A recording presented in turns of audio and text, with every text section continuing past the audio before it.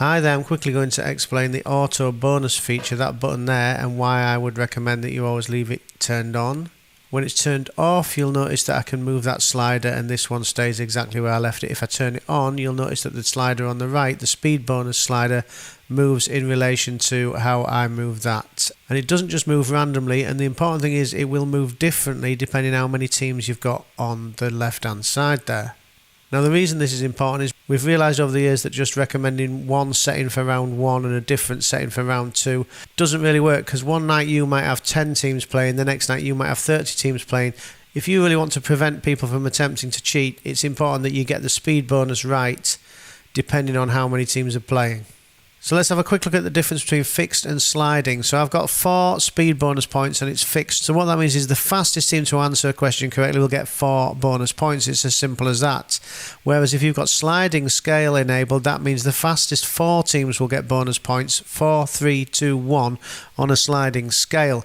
Now a cool thing is, as well as being able to change the scores here prior to a round, you can change them during a round using these settings at the bottom here, including sliding scale and fixed and speed bonus.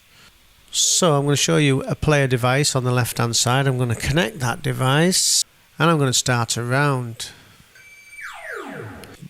So the great thing now about the latest version of SpeedQuizzing Pro and the app is that unlike older versions where it was all about explaining to the players at the beginning of a round how the scoring systems worked, they can now just see it in the top right hand corner, and if they want to go into more details they can tap it. So what I tend to do now just at the beginning of the game is I give them a brief outline of how it works, but I'll explain to them better. Now by tapping there they can always see how the scoring works. So there I've got 4 points for a correct answer, 2 speed bonus points for the fastest correct answer. However, if I change that on my screen there now to 4 and 4, that's changed to 4 and 4. I can also change, I could turn go wide on. And now if I tap the top right hand corner, 4 points for correct answer, 2 points if you go wide, 4 speed bonus points. If I turn sliding scale on, 1 to 4 speed bonus points on a sliding scale for the fastest 4 correct answers. If I turn evil mode on, 4 points for correct answer minus 4 points for an incorrect answer, 1 to 4 speed bonus points. So as you can see, it's a lot more flexible, less need to be rigid, a lot less need to have the exact same scoring system every night regardless of how many people are playing. So now that we've explained all that, let's get on to the serious business of the auto bonus button. So I've turned it off. Let's say you've got 5 teams connected. So let's say you wanted to go 6 points for a correct answer, 3 speed bonus points. Now this makes sense when you've got 5 teams because the players have got a 1 in 5 chance of getting the speed bonus points, so it's well worth attempting to be the fastest team. However, let's say you had 15 teams. Now you've got 6 points for a correct answer and 3 speed bonus points. Now this changes the dynamic completely because only one team can get the 3 bonus points. So now instead of having 1 in 5 chance of getting the speed bonus points, you've got 1 in 15 chance.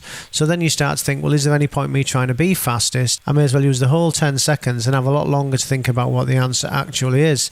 And then you've always got the danger of if there's someone on that team who thinks, oh, I'm going to try and Google that answer using my fancy phone or my smartwatch or something, then you're in trouble. So this is where the sliding scale comes in. So if I click sliding scale, so now it's not only the fastest team gets speed bonus points, it's the second fastest gets 2 speed bonus points and third fastest gets 1. And if because you've got so many teams you decide I'll have the speed bonus to be higher, maybe wants to be more like 6, so now you've got 6 points, so now the fastest 6 teams get speed bonus points. So all of a sudden it's less likely that you're going to be able to win by cheating. So what does the auto bonus do? It just does the thinking for you. You just set it, you'll set what you want the points to be. You can see now I've got 30 teams on the side here.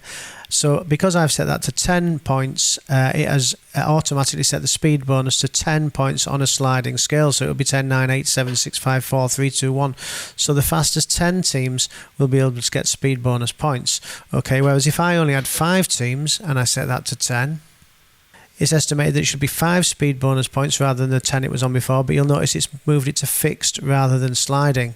It's clever. Basically all it does is it sets the optimum speed bonus for the points that you've set there, and bearing in mind the number of teams that are playing.